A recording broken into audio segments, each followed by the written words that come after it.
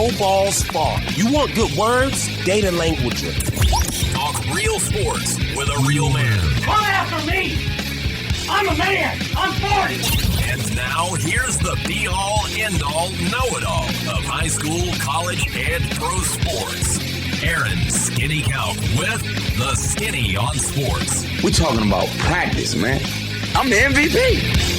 Good Paul Jones Drug Tuesday out there, Western Oklahoma. Welcome to the Skinny on Sports, right here on 98.1 FM, the Sports Animal. Glad to have you along for the next hour. We'll hit up the Brendan Sorsby fallout. That thing kind of broke yesterday as we were on the air, that an injunction had been granted, and Sorsby is going to be able to play for Texas Tech this fall, even though he was caught betting on his own team while in Indiana. And, of course, the not so surprising either backlash from all other fans within the Big 12 and not, of how appalled they are at what happened. The Tech fans defending it. Cody Campbell with maybe the gaslight of the century so far with his statement about it. I didn't see that or hear it. Oh, how he is trying to – this is why he is trying to get this fixed with the like on Capitol Hill. First off, Cody, who the hell asked you to fix anything? Why are you fixing it? Yeah. Oh, this is unfortunate. Unfortunate ruling. That's why we're trying to fix it. Like, really, bro? Okay. Yeah. Okay. So, is it settled? I know the NCAA, and listen, you can't believe everything you see on the internet, right? But this is something I'm sure we could look up easily, and somebody appeared to have.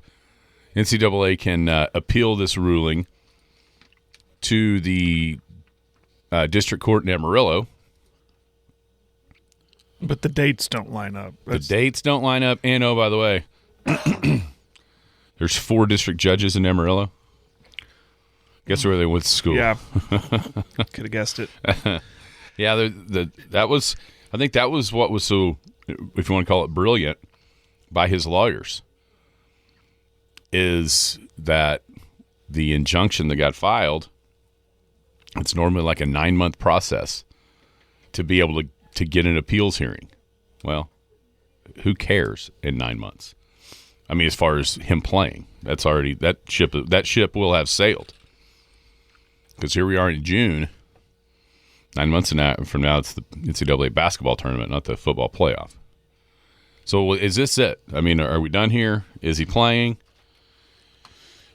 Should the Big 12 step in? I was reading online. There are provisions. You'd have to sort of change kind of not the ruling, but the interpretation to a member being more out of control as opposed to just a Sorsby eligibility question. So should that happen, if you're the Big 12, if you're Brett Yormark, do you do that? There was lots of talk yesterday about conference mates, out-of-conference teams, not scheduling them, not playing them. Is that even possibly a reality? Or is that just grandstanding? And then at the end of the day, is this going to be the straw that breaks the camel's back? And now this is – if it wasn't obvious before, it's completely obvious now that the NCAA has no bearing over college football whatsoever. From enforcement of infractions, nothing. So is this the final straw that breaks the camel's back, and now we are going to see the conferences take this thing over? And can that possibly happen until the 2 behemoth conferences decide on how many teams are going to be in a playoff? NBA Finals. Interesting game last night with the Spurs going into Madison Square Garden, getting a 115-111 win. Lots of talk about the 24-8 free throw discrepancy in the second half in favor of the San Antonio Spurs. Are they the favorite again? Spurs were the favorite going in. Was this one win enough to get them back to the favorite, or is it still New York series to lose? Do you think that the atmosphere actually worked against the Knicks? Because going in, pregame, you had a guy in Draymond Green that has seen everything, and even he was like, "Whoa!" And Barkley was like, "This is giving me goosebumps." With all the pregame stuff, did that actually work against the Knicks? And is the Game 4 winner, no matter who it is, are they going to win the series? Got some local stuff. It's the first time somebody wins at home might win the series. I mean, it might just take one home win out of all of this. Great day for Oklahoma yesterday, as the Sooners, no problem finishing out Kansas in their super regional on the baseball diamond, end up winning 13-2. So they're rolling into Omaha. Man, you just kind of, if you're OU, want that thing to start tomorrow. Yeah, I've got a what if I told you from not even a long time ago, just like 3 weeks ago. What if I had told you something would happen? Things would happen. I think I've texted this to somebody. You probably would have thrown me in well, they don't have those anymore, but the loony bin. And then They don't? I don't think so. Not legally anyway. Are they correctional facilities? Yeah, I think it's turned into that. Mentally correctional There's facilities? no mental hospitals anymore, like what we think of. I think there are. They're just renamed. Yeah. Well, I mean, I'd hope they're. I hope they're. I don't think they are. I think it's illegal. Really? Yeah, Well, seriously. that explains a lot what's going on in our country. Of course it does. That's why all these people are getting. That's why everyone's crazy. That's why everybody's getting 25 chances to murder people. Yeah, anyway, man. And then also local boy was going to play in the U.S. Open next week at Shinnecock Hills. 225-9698 is the phone or the text line. That is 225-9698. Give us a call, shoot us a text. We can talk about any of those things, whatever else might be on your mind. Feel free to chime right in at 225-9698. If you're going to be outside the listening area, a couple ways to stay in touch with the show. You can log on to kadsam.com, or you can download the app. The Paragon app's got it all. Radio, it's got Penny News. Brand new edition of that Penny News will hit the website tonight at midnight at thepennynews.com. Playitlive.com. There's going to be, do we have regional baseball? Do we have state tournaments? We'll be able to watch it. Mm-hmm. Playitlive.net for your viewing pleasure out at the Fiveplex, also over at the Ackley Park. And, of course, Skinny on Sports Podcast. If you've missed the show entirely, you can go find that anywhere where podcasts drop. How are you today, Jared Atha? Good. I'm real good. How are you? Just, I feel a little bit refreshed. Got some good night's sleep. Good. It's amazing what a real good night's sleep would do for you. I didn't sleep great the night before. Last night I slept pretty good. I'm feeling good about it today. Excuse me. Well, the Oklahoma Sooners had no trouble yesterday. You never know. It was 8-1 in the third inning, and then it rains, and you got to wait, 18 hours or so or whatever it was for that game to resume. So you never really kind of know exactly how that could affect or if it would affect anything. And it didn't. I thought Kansas, they brought their closer in as the rain and lightning was happening on Sunday night. He came back out for yesterday, and he threw pretty well until he just, your closer's not supposed to throw 65 pitches, and eventually he got up in that number, and the Sooners kind of touched him up a little bit with a couple of home runs, and that was it, and a 13-2 win. But, man, you look at all the different metrics online that people that cover college baseball, like for a living, like this, like their main focus, and everything tells you that this Oklahoma team not only rolled through, but also rolled through the hardest path of all 8 teams to get there. Yeah, that was crazy. That was you saw that. Yeah, them and Ole Miss were the two that were leaps and bounds ahead of everybody. It made sense. I mean, they were, unranked, unseeded, whatever you call it, and in that path they had to go through, it makes total sense that'd be the stat. But, we talked about it yesterday with this team being kind of Jekyll and Hyde with the way this season started for them. The way they picked, 12th in the SEC. 14th by the coaches, Thank you. 14th in the SEC, which I thought was a little low considering who was coming back on that team. And then they came out and played well in Arlington to start the season. Then they had the roller coaster of a season. That is the rigors of the SEC schedule. It is what it is, and there's no excuse for it. It's you have to play in LSU one series one weekend and then in Alabama the next. It's just that is what it is. But it is also very fortunate that OU's bats are extremely white hot. And it's not just hockey. I mean, it's LaChance is he hit another home run yesterday. Kind of continued that.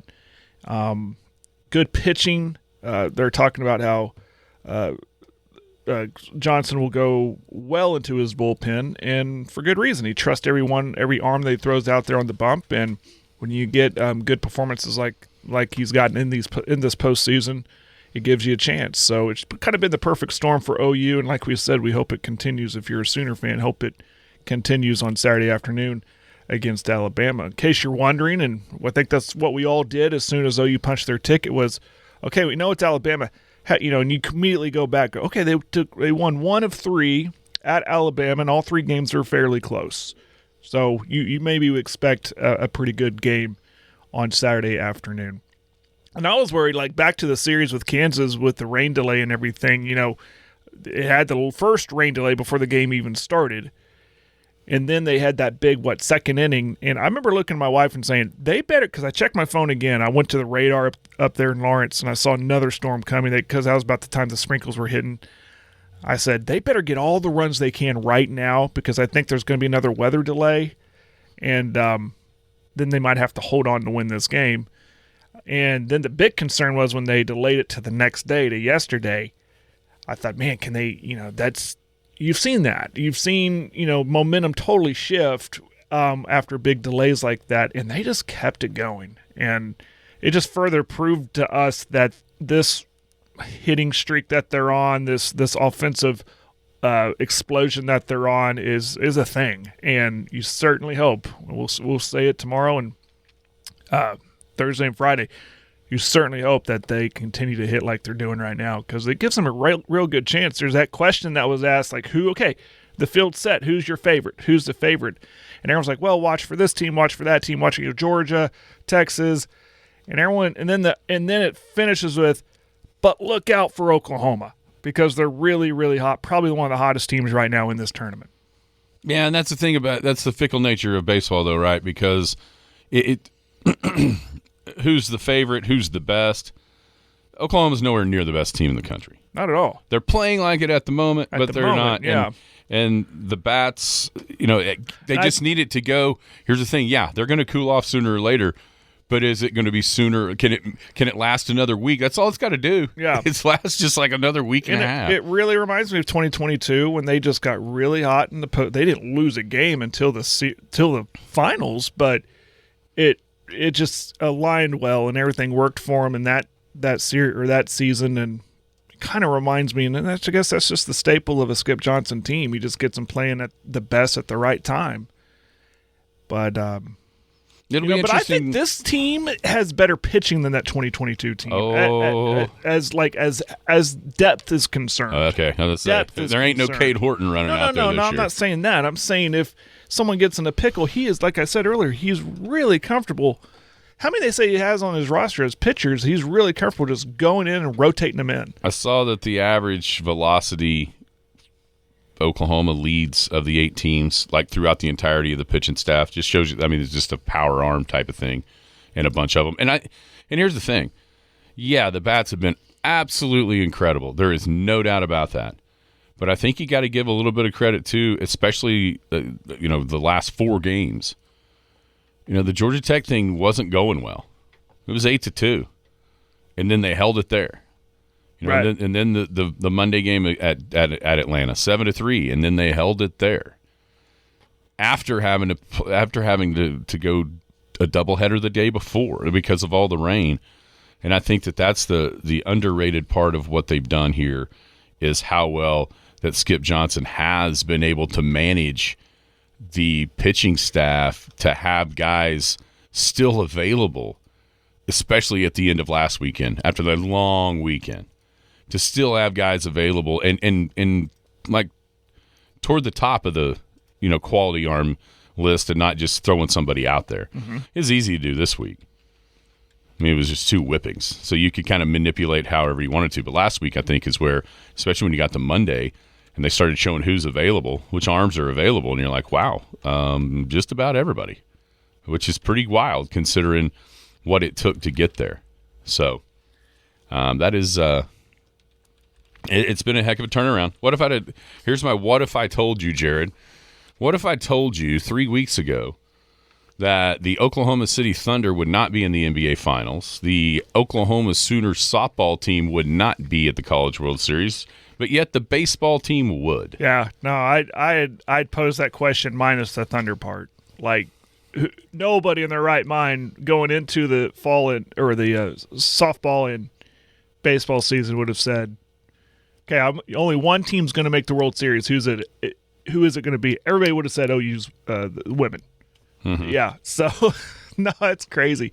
It's crazy is that, like, go back to the beginning of the school year of the OU. Was there 4 teams that made both the college football playoff and the World Series?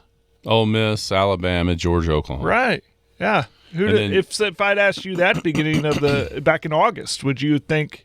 I think some people might have got Georgia and Alabama. Oh, of course, but like, hey, OU. What are the chances OU's going to go to the football playoff in the World Series? 0. Everybody would have said, no, and there's no chance. Maybe 1. Not very good. Maybe. Oh, you seen OU's football schedule? No way. Oh, SEC baseball? Not a chance. Yeah. You'd have talked me into the football before you talked me into the baseball. More than likely, just because of how stacked it is. And here's how stacked it is. 5 teams out of the SEC in the World Series. That's the most ever. There's been multiple times where the SEC got 4. The ACC had 4. A couple of times, but this is the first time with 5. And you referenced this yesterday, but it goes even deeper that, it's a totally different 8 from last year. Mm-hmm.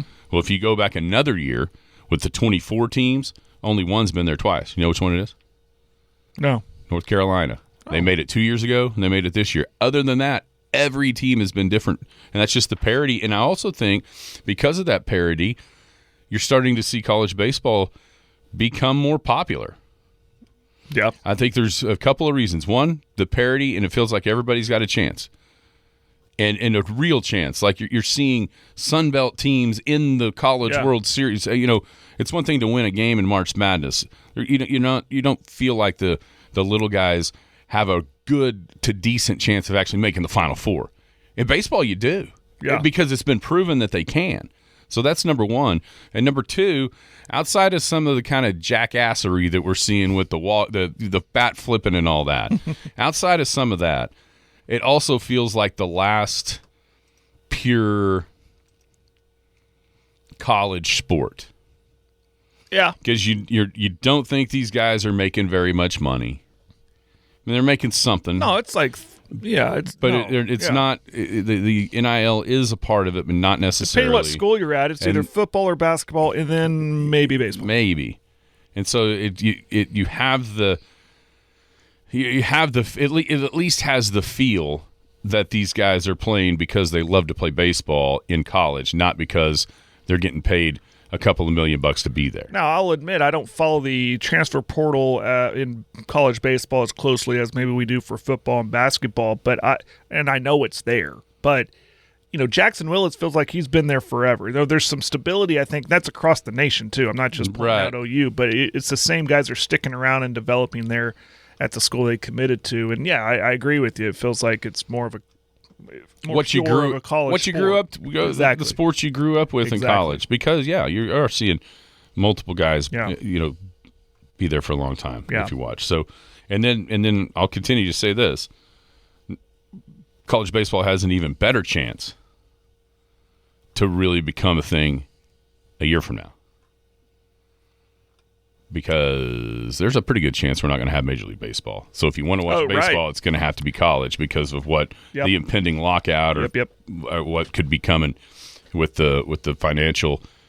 Some people think it's bad, some people don't. But with what's going on with the CBA and the negotiations of a renewal of that in Major League Baseball, I don't think. I think if you looked it up on Kalshi or something right now, that's got to be a 80 or higher % chance that people think there's going to be some sort of work stoppage at the beginning of the year next year. College baseball can fill that void right there easily. Do you do that? Do you do the Kalshi thing? No, I just see it pop up. I've considered it. I see it pop up a bunch of times on different things. I remember my horrible track record for gambling. So speaking of gambling, also yesterday we had the longest day in golf.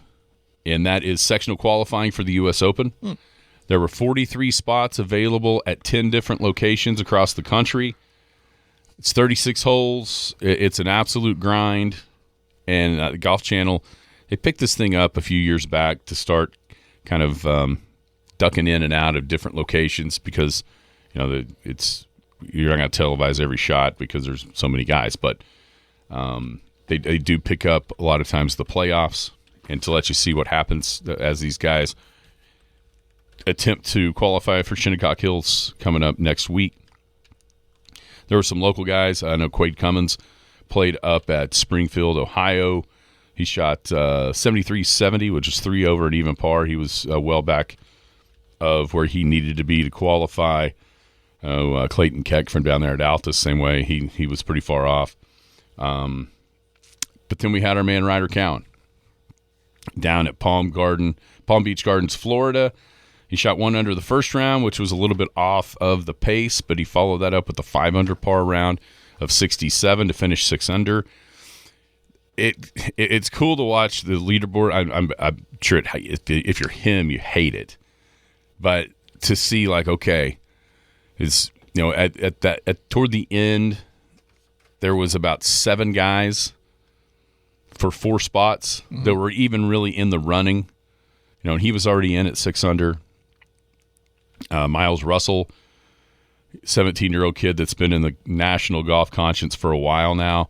He made a double bogey on the last hole to fall to 6 under. Tyan Ryder, another guy made a bogey on the last hole to get to. So it got to the point where you're like, okay, even if there was a guy, Christian Bezadenhout, who's played on tour, he was like 5 under with a couple holes to go.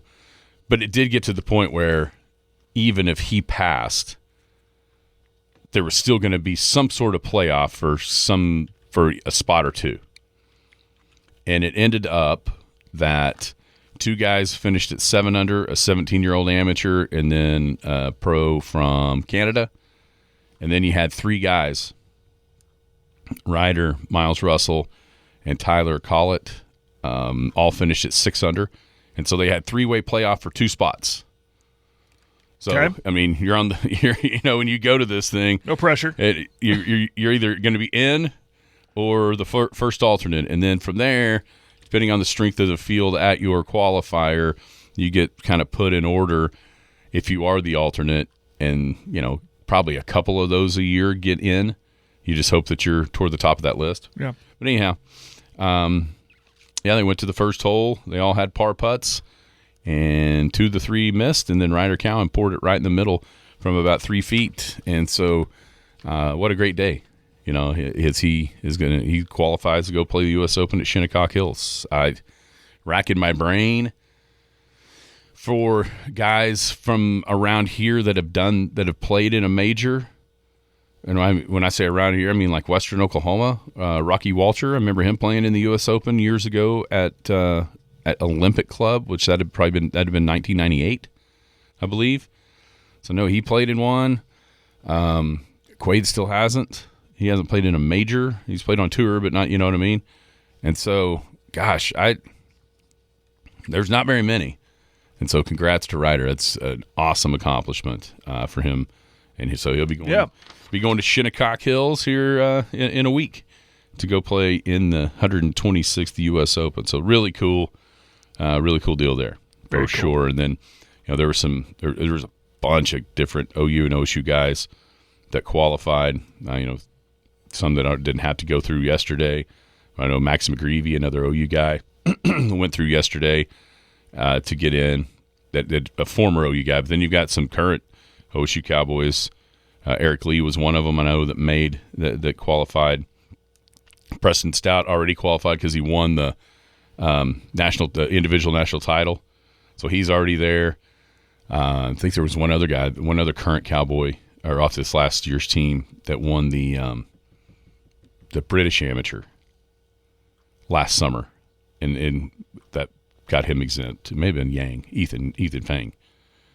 So anyway, there's going to be lots of local rooting interest next week at Shinnecock Hills, but I know the main one will be Ryder Cowan. So that was really cool yesterday to be able to follow that.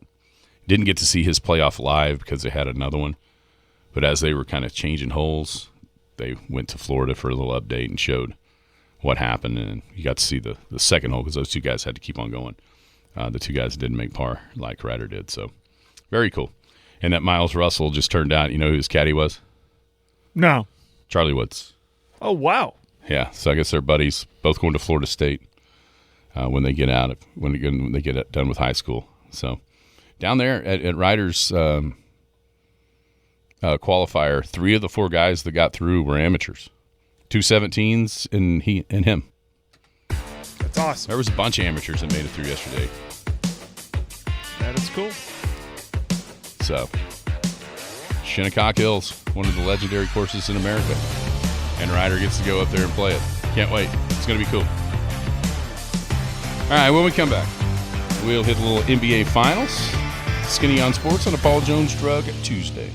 Paul Jones Drug is Elk City's most experienced compounding pharmacy, meaning they can custom make your prescription medications to your doctor's specifications, safely and effectively providing you with exactly what you need. And for your convenience, Paul Jones Drug has a drive-through pickup window as well as curbside service for testing and vaccinations, and offers free local delivery. Just a couple reasons you should choose Paul Jones Drug, 809 North Main Street in Elk City. I'm Rodney Skinner with Paul Jones Drug, and I promise we provide care you can trust. Are you crying? Are you crying? The Skinny on Sports. There's no crying in baseball! Welcome back. It is the Skinny on Sports. Paul Jones Drug Tuesday, 98.1 FM, the sports animal, hanging out here in studio. Game 3 of the NBA Finals last night, Jared, and it was a tight all the way down to the end. But the San Antonio Spurs win their first game of the series inside Madison Square Garden, 115-111. Outside of the second quarter, the Spurs, I thought, defensively choked off a lot of what New York was trying to do. New York scored 47 points in the second half, 42 in that second quarter, where they got things rolling. They got things humming. And then after halftime, it was a lot of one-on-one, a lot of late shot clock possessions where, the Spurs defenders on the perimeter did a good job of kind of forcing New York to get into stuff. But anyway, they outscored them, 58-27 in the second half to win 115-111. Wemby with 32 on only 18 shots. I thought Castle really kind of was the guy early. It was aggressive offensively. He ended up with 23 on only 14 shots. On the other side, it was Anunoby in the first half, 28 points. He was 9 of 13 for the game. And Brunson had 32, but it took him 25 shots to get there. And so not quite as efficient as the guys at the top of the Spurs list there. So San Antonio wins 115-111. Is this a series now? Yeah. If the Knicks had won, I agreed with what you said yesterday. This was more likely going to be a sweep, but no, we got ourselves a series. And I said it yesterday too. When the Spurs had their all playoffs long, when they've had their backs against the wall, they've come out and they've responded well. I mean, you got to tip your cap to that. Now, depending on how they do it and how rough they did it last night, or getting to the free throw line, I mean, I'll let everyone's opinion be everyone's opinion, but you got to give them credit for that. They've always had a response when backed against the wall. They did in the last series against the Thunder. They did it without Wemby when he was ejected in that game. So all of that stuff, I mean, I know they lost that game, but they've always responded well. So, I think we got ourselves a series. Now they finally got a win in this thing. Now the pressure, I think, is on the Knicks we got to win one at home. And we cannot we cannot lose both these at home here. So we'll see what happens. Yeah, I'm not so sure that the hoopla and all the things surrounding the game last night, from the president showing up to all the different celebrities, I'm not sure that didn't work against New York. Yeah. There was almost too much in a lot of ways. And for San Antonio, after losing those first two games at home, just to get back with just their guys on the road, and we have seen that they do a pretty good job for a young team of having that kind of ability to go in and win on the road. They won 2 here in a 7-game series against the Thunder, which nobody has done, and now they go and win Game 3 on the first crack inside Madison Square Garden. In a lot of ways, I said it yesterday that it seemed like everything was too good to be true, right, for the Knicks, and I think not that it almost felt in the pregame and like it was the beginning of a coronation, as opposed to, hey, this is an important game that we need to win to kind of start put a nail in the coffin of San Antonio, and they weren't able to do it. A lot of talk after the game, and going to be a lot of talk today about the 24-8 discrepancy from the free throw line that San Antonio enjoyed on the road in an NBA Finals game in the second half of that game last night. The fouls were 23-21. Knicks just committed 2 more fouls. I thought the main thing was early in the third and early in the fourth quarters, the Knicks committed some fouls off the ball that then put San Antonio in the bonus early. San Antonio was in the bonus with 9 minutes to play in the fourth quarter. And it was about 8.5 or 8 in the third quarter. So that's where a bunch of that comes from, is just committing some fouls that then pile up until now you can't have any contact the last half of each quarter of the second half, or it's free throws. And, it was 10 more free throws on 2 more fouls, but that's because they got themselves locked down put San Antonio in the bonus. And I get it, if you're a Knicks fan, you're like, they made more than we shot. Yeah, it's true, but I don't know. I don't know if last night, and Karl Anthony Towns, to his credit, said that. He's like, that's not what got now. Mike Brown's out there defending his guys as you expect him to do, with the discrepancy that did happen in the second half on your home floor. I mean, I'm sure you'd be upset with just the premise of that. But I don't know if last night it was an obvious Spurs whistle. I think the Knicks just kind of got caught up in what was going on, especially up 7, and the place was rocking at halftime. And kind of got caught up in that, and unfortunately they ended up putting the Spurs in the bonus way too soon. So the atmosphere, we're going to talk about that. I was wondering yesterday, what would that atmosphere have? Would it have an effect on the Spurs, mainly Wemby? Big stage. How would he react to that? Reacted well, appears to be. And you're asking the question: did it have a opposite effect on the Knicks? And someone said it. I said it yesterday. The guys before us said it, or questioned it, about the super fans who were there all season long. Were they priced out? And didn't sound like it. And you got your celebrities in there that maybe attend a handful of games a year. Does that affect the crowd? But no, it was electric. Don't get me wrong. But yeah, I think that all you can say about how that crowd was phenomenal. From the beginning to the end. I don't know that I've ever seen, on when they showed it. I mean, 15 minutes before the game, and I mean the place is the only time it looked like it wasn't completely packed was coming out of halftime. Which that's in every arena. That's right, yeah. Getting back to your seats and that kind of thing. No, that place, they always talk about the Garden having the juice. I'd say it had as much juice or more juice than it's had ever last night. And San Antonio fought through it, and they were able to kind of stare that down and get it done. There's a lot of other talk about Wemby throwing Brunson down by his face and how they can't call a flagrant foul on him because he'll get suspended because of the amount of those he's incurred over the playoffs. I mean, that's just it's that's kind of the conspiracy of it's going 7 no matter what, just because of how lucrative it is for the league. All those things are kind of always bantied about when it comes to these playoff series. I just thought in San Antonio, yes, they have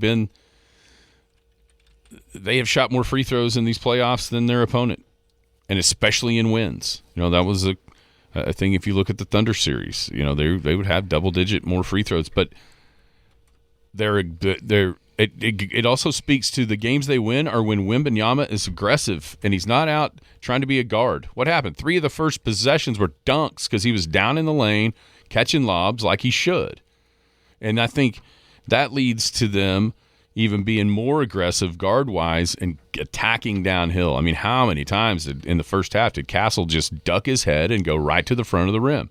Either score, get fouled, or maybe sometimes even both at the same time. And so, but I think that starts, it's almost like if the Spurs guys see Wemby getting in the lane, getting the ball, dunking it early, then it's everybody is a sprint to the rim, and that just then that works on the other end, and they're that much more aggressive, they're that much more physical, and the more physical team in each of these games normally gets the benefit of the doubt with the whistle. It's just the way it goes. They all know it. But last night in that environment, San Antonio did it. Are they the favorites now? Are they back to being the favorites? Ooh, it feels more of a decisive win. I know they led time-wise most of the game, but I'm still kind of leaning Knicks. I think Knicks bounce back and take Game 4.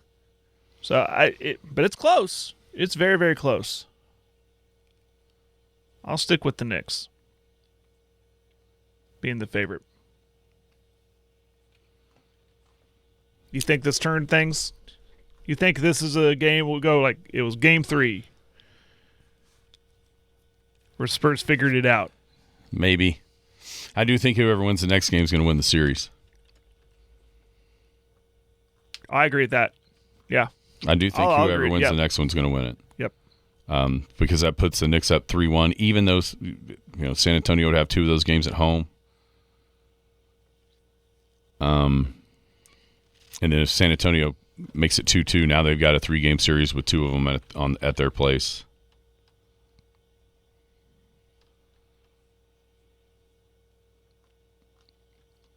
I don't know.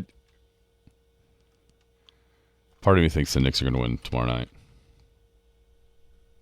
You see it a lot, don't you? Although we didn't see it in this series. Like, when Knicks took Game 1, I thought, well, Spurs will come back in Game 2, and they didn't.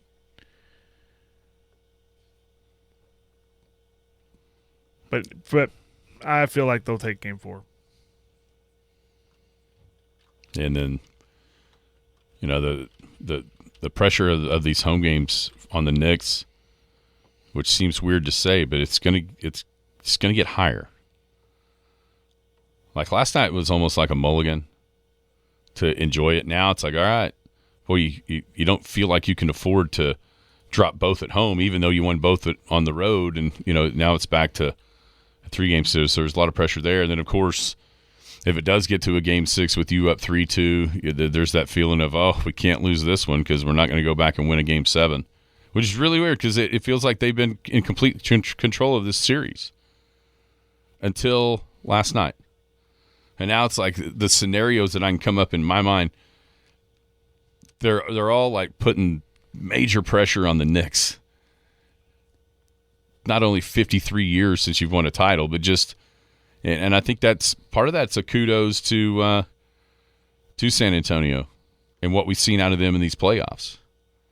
It's where you almost have that feeling, to me, even if the Knicks win tomorrow night, like with what San Antonio has showed us and their toughness and when they get their backs to the wall, what they do, you're almost like, okay, yeah, of course, even though they're brutally young, yeah, they're going to be the first team to ever lose both games at home to start and come back and win. That's just what, it's weird how much difference, and a big part of that is Wembanyama and just what he presents. And the matchup problems that he can, there's just nothing like him. And so I'm almost to the point of, well, yeah, of course, if somebody's going to do this, it would be a team that has him. Yep. So that's the thing. If this was any other team, I would easily tell you the Knicks are the favorite. But because of him, and if you figure out how to be, what he was last night on a consistent basis, that's a hard team to beat. In Game 2, when he had took the last shot, I kept thinking, why aren't you trying to just run in there and dunk it? Right. And until, that's going to be his kind of Achilles heel. Is he thinks he's a guard. Well, I think he thinks I'm known as this unicorn that can do it all. So everybody knows I can be down low and dominate, so I have to show the world that I can shoot, and we know that. But, man, you're unstoppable, close to unstoppable down low. Ride the pony that got you here, man. But he'd tell you that being versatile is what got me here. Let other guys be versatile. Let Fox be let Castle. Let those guys do that stuff. Yeah, he ain't going to. Nah. But he's going to he's going to figure out how to do it more often. It's a youthful thing I think he's going to figure out. Yeah. And when he does. Well, that's why I'll say it all summer. I'll say it all the way to October, is that if they lose this series, that might be the wake-up call he needs, and this team could be more dangerous next year. It's all possible. Yep. There's nothing impossible with that guy. All right, we'll come back, wrap up a Paul Jones Drug Tuesday with some Brendan Sorsby stuff. Paul Jones Drug is Elk City's most experienced compounding pharmacy, meaning they can custom make your prescription medications to your doctor's specifications, safely and effectively providing you with exactly what you need. And for your convenience, Paul Jones Drug has a drive-through pickup window as well as curbside service for testing and vaccinations, and offers free local delivery. Just a couple reasons you should choose Paul Jones Drug, 809 North Main Street in Elk City. I'm Rodney Skinner with Paul Jones Drug, and I promise we provide care you can trust. The Skinny on Sports. First and last, baby! Well, welcome back. It is the Skinny on Sports, 98.1 FM, the Sports Animal. Hanging out here on a Paul Jones Drug Tuesday. Big thank you to Rodney and the gang at Paul Jones Drug. Care you can trust right here in the Elk City area at 809 North Main. Convenience packaging, we talk about it every week. That's where they conveniently package your daily medication to make it easy as pie on you. You don't have to fill up your pill caddy with the right dosages on the right days of the week or the month. No. They just do it for you. Open up your package, take out your medication on a daily basis, and along the way you go for the day. Simple, it's easy, it's convenient. Convenience packaging there at Paul Jones Drug. Also a big thank you to G&E Elite Exteriors. From TPO and metal roofing to classic shingles, they handle residential and commercial projects with expert craftsmanship. Need a free inspection, full roof replacement, or help with an insurance claim? They're fully licensed, insured, and ready to go 24/7. Call Adrian Jackson at G&E Elite Exteriors today at 405-549-5854 or visit geeliteexteriors.com. They're online. So lots of fallout from the Brendan Sorsby injunction that was filed yesterday. I mean, it is this has definitely struck a nerve with fans, with all kinds of different athletic department personnel across the country, even as high as to maybe athletic directors and ADs and conference commissioners. Just appalled at what has happened here with Sorsby making over $90,000 worth of bets in his time in Indiana and then Cincinnati. Now at Tech, has gone to gambling rehab. And yesterday, a court put out an injunction for his to let him play. 21 days after filing his first case. So at the moment, Brendan Sorsby is going to be the quarterback for Texas Tech in 2026, and I'm trying to get an idea and just a total wrap my mind around exactly where the vitriol is coming from over this and why. Is everybody really this upset because he got caught gambling on his own sport? I know that's the excuse that everybody's using, but is that really where we're at here? Is everybody really that mad? Like, this is the final rule that can't be broken, and now it's just basically being pushed to the side. Is that why? Or is it a little bit deeper than that? Is it because Texas Tech is a little bit of the newer kid on the block and that people don't like that?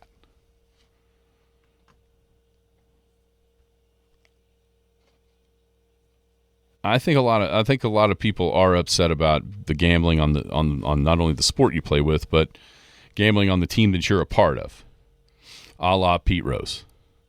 I think there is some vitriol about that, and I think Tyler just nailed it on the head. But I don't know that it's I don't think the act itself is what's making people so upset. I think it's the arrogance, the hubris, and just the flat out disregard, just blatant disregard for the rules that Texas Tech is showing.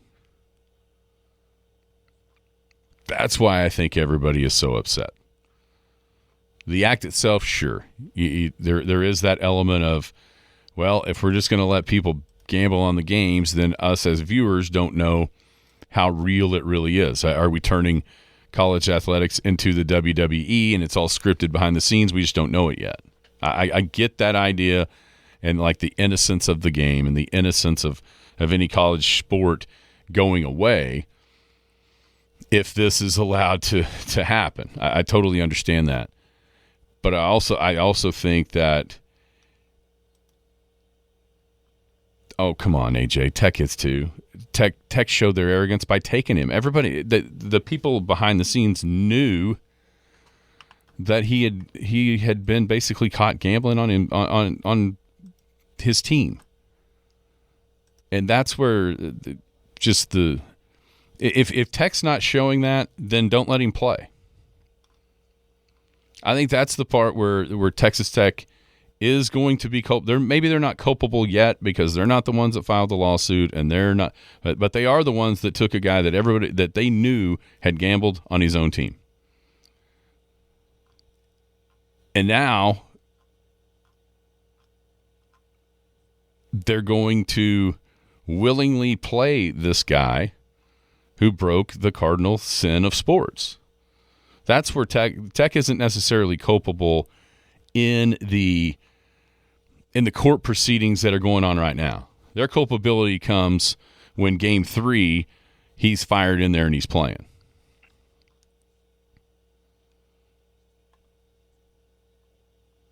So that, I mean, it's semantics, it's splitting hairs, and for somebody, to like that Tech isn't involved or Tech doesn't have any skin in the game of whether or not he should play or not? I mean, that's not true. Now, I'm not going to sit here and tell you any other school on the face of God's green earth would do that. I mean, no one believes that Tech would be the bigger person here, and in some ways people believe save college athletics by not letting him play, because your school wouldn't either. Whoever school that is, mine, yours, anybody's, not going to happen because of the thirst to win, and that's just where we're at. And so there isn't a moral high ground here to be taken, because no matter just because it's not OU, OSU, whoever else you want to list outside, it's just because it's not them doing it, nobody believes they would take the moral high ground if it was their situation. Nobody believes that. But I do believe that Tech, it feels like Tech, with Cody Campbell's statement, with Kirby Hocutt, is almost rubbing everybody's face in it. And I think that is where the vitriol really comes in, because of how blatant disregard they have for what would be the morally right thing to do. They're not going to do it. Like I said, neither would anybody else. But you just think,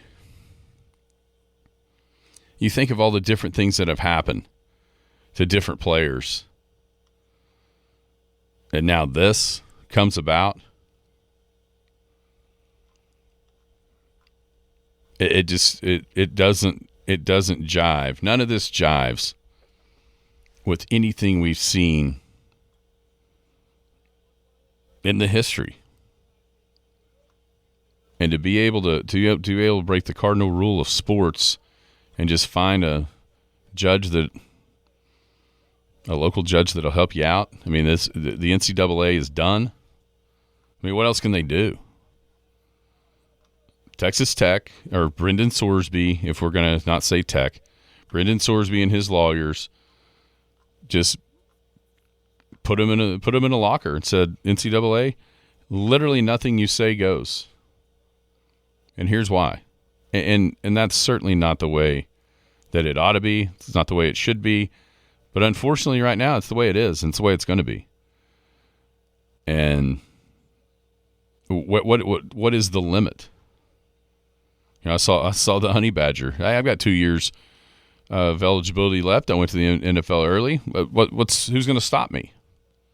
NCAA's not stopping anybody. So, hey, find me a judge down there in New Orleans or Baton Rouge and get my 2 years back, and I'll just go play for you, Coach Kiffin. I mean, that's the absurdity to where we're sort of getting here.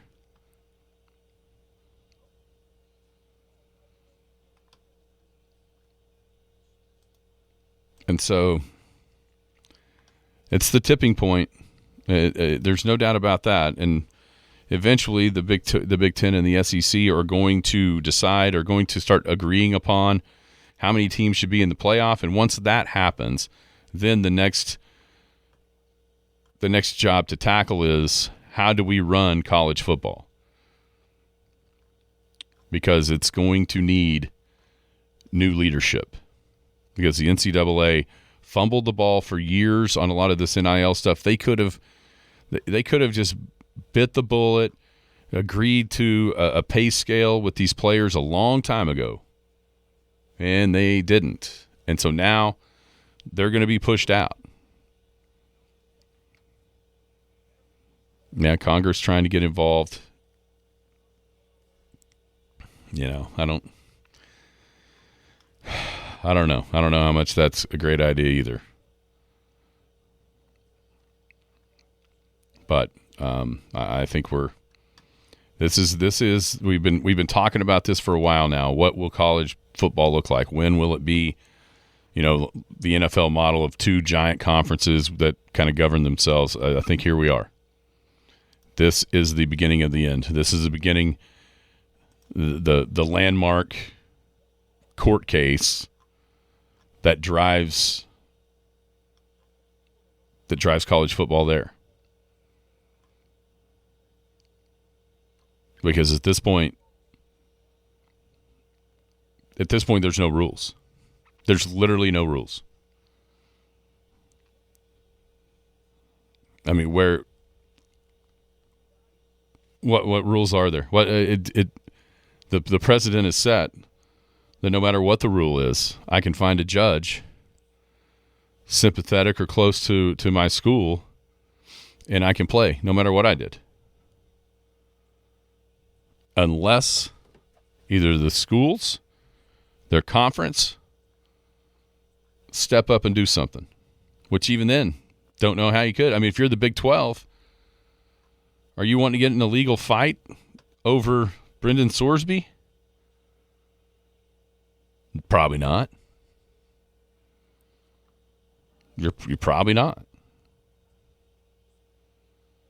Oh, I think the NCAA's reputation absolutely plays into this because, I mean, unfortunately, how dumb do you feel if over the last decade you succumbed to and you actually cooperated with one of these NCAA investigations? How dumb do you feel now? No one should ever do that again. Ever. Why? You don't. Whatever they rule doesn't matter anyway. So why even they come knocking on your door? Just lock them out and tell them you're not there.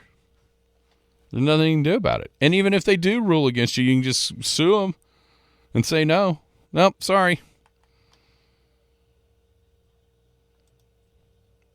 Sorry about your luck. Question about the high schools. Honestly, right now, I think the OSSAA, at least in the state of Oklahoma, has a lot more power and a lot more, respect maybe than what the NCAA does. But it doesn't. All it takes is one kid suing. It feels like this could be the slope that we're headed down. Yeah, 100%. The NCAA did this to themselves because of greed, because they would not pay the player, would not agree to pay the players years ago. Like ever since the O'Bannon case was settled, the NCAA has just put their head in the sand, and now they're reaping. Unfortunately, they're not really the rewards, but they're reaping what they sowed on this deal. Because they were so quick or so slow to change with the times. This has been coming for years, ever since the O'Bannon NIL case was settled. This has been coming, and they could have cut it off a long time ago and had a system set up to where it made sense. Instead, here we are. In a spot where it's toast. And the NCAA is just about to be running the basketball tournament only because what they've got in football is over after what we've seen yesterday.